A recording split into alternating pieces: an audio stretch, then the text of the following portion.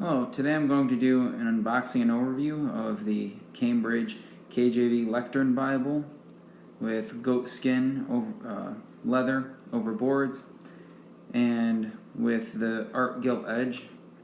Now, my inspiration to get this Bible in the first place actually had to do with a drawing by Dr. Peter Ruckman, the Bible Mountain drawing. And so basically since that time I've been trying to get a hold of the largest, heaviest Bible I could that's not a facsimile, like the 1611 facsimile that's available from the Great site or something, and that one goes for like $1,000.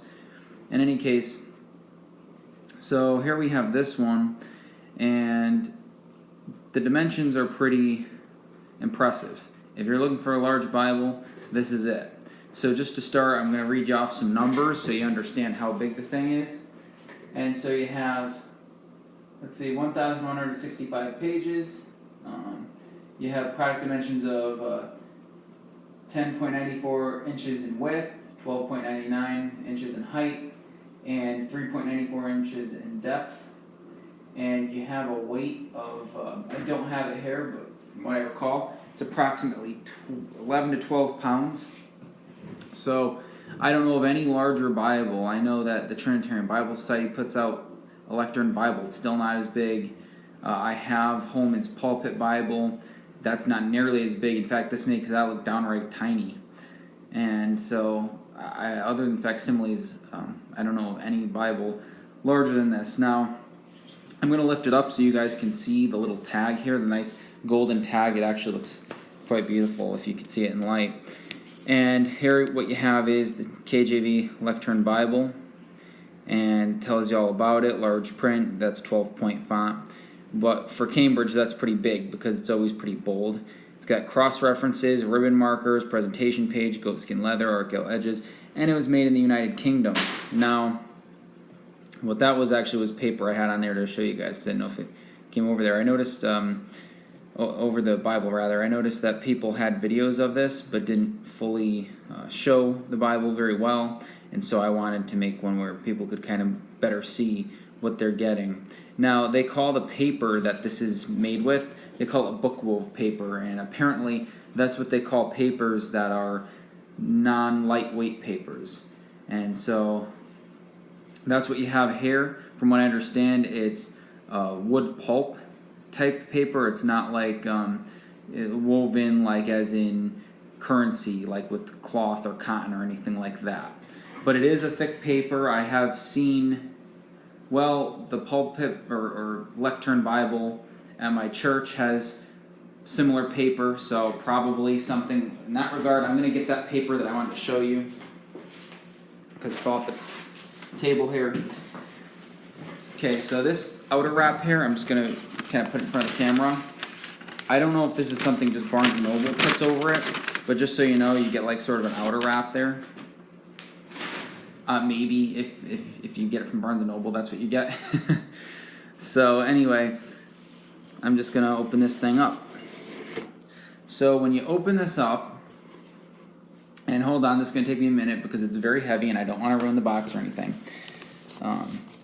You have this paper over it. It's wrapped. Now, obviously, this wrapping is something from Cambridge. It's not something from anyone else because it's in the box. The box with mine did not come sealed, and so I'm assuming that it does not come sealed in general. Let me just get this box set up so it's not going to break or anything. So I'm going to put that down. Now, here is the thing. Now, this is the Bible right here. And I'm going to go and get another Bible just to show you a size comparison before I open it. So you have, well, actually, you have a KJV Transetto here. This is going to be downright funny. I'm going to try to, the camera I have here isn't very good. I'm going to try to show you guys with the camera that I have, so I'll pick it up. So there you have it. With the, so let me just put it overhead so you can see. So you have that next to the Transetto. Transetto is probably the smallest full-size Bible that I have. So that that's pretty big difference. Here I'm going to show you with the Ruckman Reference Bible. I'm going to get my Ruckman Reference Bible and show you guys. This is not a tiny Bible, the Ruckman Reference Bible here. So you can see that. Let me try to get you a good shot, maybe sideways. Okay, and then I'm going to show you it with the Holman Pulpit Bible, which prior to this was my largest Bible. Sorry, I'm just trying to get the camera to stay here. Okay.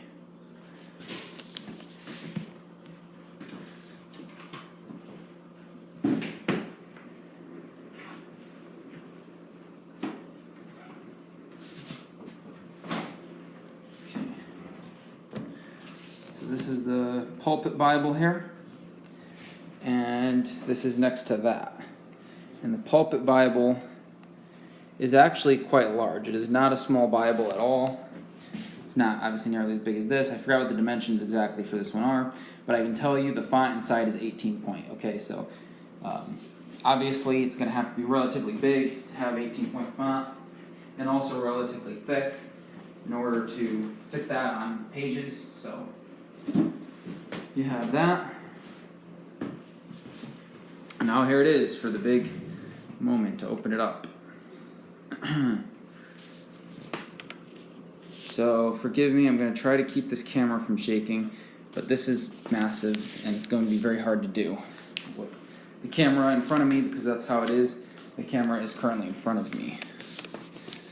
Okay, so you have some tape down here. I really want to try to do this in such a way where I don't ruin the overwrap, but it's probably not going to be reality. So, oh man, this is thin tape too. It's going to be hard. Okay. Maybe I can just get the bottom and slide the thing out. That'd be even better.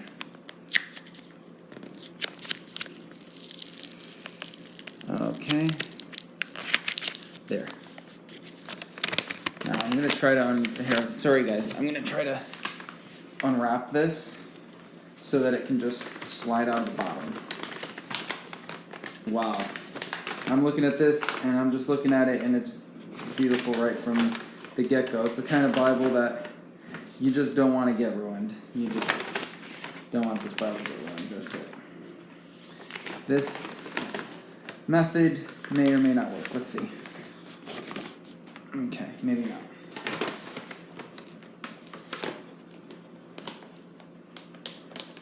I'm going to try to do this best I can. Okay.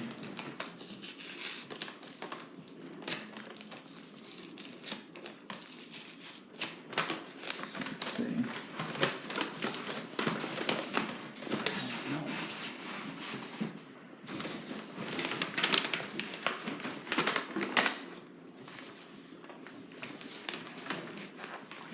Alright, this is not working, so I'm probably going to have to untape the whole thing, which is a bummer because I want to slide it out, but the edges are bent, and so it's not just sliding out like I would have hoped.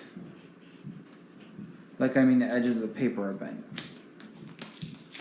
So we're going to just try to keep this as good as I can.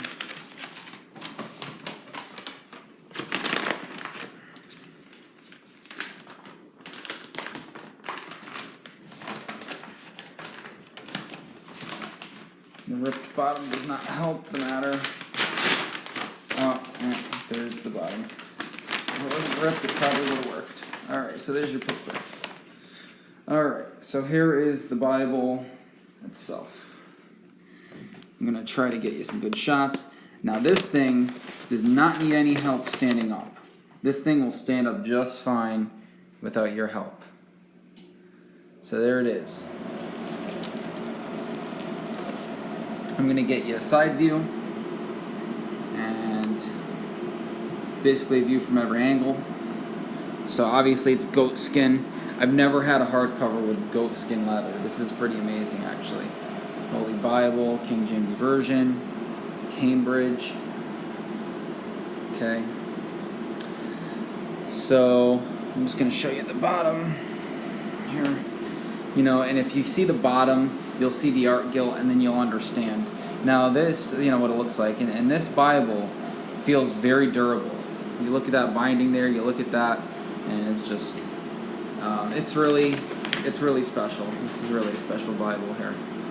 Needless to say, really. So this cover, man, this cover is so heavy. And there you have a little note from Cambridge here. I'm going to read this. Actually, I could read it. If you guys are interested, I'll read it, and you can skip ahead if you're not. Cambridge Bibles, 4 centuries of craftsmanship. Cambridge University Press is the oldest publisher in the world. The press's first Bible, printed in 1591, was an edition of the Geneva Bible, the translation that crossed to America with the Pilgrim Fathers. Thus was established the renowned Cambridge tradition of Bible publishing, still unbroken after more than 400 years. Cambridge University Press remains committed to the highest standards of printing and binding. The finest Cambridge Bibles may be bound in one of a variety of styles of real leather, and material traditionally chosen for the most highly esteemed books. Not only does leather have an intrinsic aesthetic appeal, but it also offers the best protection for important texts. Please retain this information slip and your receipt or other proof of purchase for the benefit of the vendor or Cambridge University Press, in the unlikely event that you later have need to contact either about this Bible within the period covered by the limited warranty. In the back you have, yeah, I guess I'll read this. I mean, this is what you have on the back. To contact your limited warranty.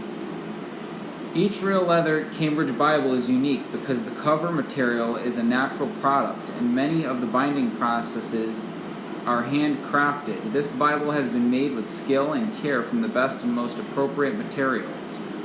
If treated with all reasonable care and respect, as befits a well-made and valuable article, it will give years of use. However, if you have cause to believe that it suffers from defects in materials or workmanship, that its current condition is inconsistent with normal wear and tear, or is not the consequence of misuse or damage after it came into your possession, you should contact the vendor from which it was purchased.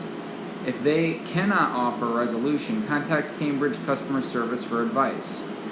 We reserve the right to inspect the book to determine whether it has a genuine manufacturing flaw before considering appropriate remedy. So there you have that. Now I believe this also has your 1611 translator's preface. So you got a big sheet of paper here, and then once you open this thing, you're gonna get your your art gilt book there. So presented 2-page. I can see, you can kind of see it. Sorry, it's not the best, but your epistle dedicatory there. Your translators to the readers. You don't see that often in Bibles. It's pretty cool. And on the front page here you have, I can't get this page right. These pages are thick, but okay. As you can probably see, these pages are not any joke. But you have, made in the UK and so on, and your whole bit there. And then I'm just going to show you a top-down view, and then I'll end the video, just so you can see what the art gilt looks like when it's open, okay? So it's a pretty amazing Bible. Pretty amazing Bible to actually have one of these in my possession.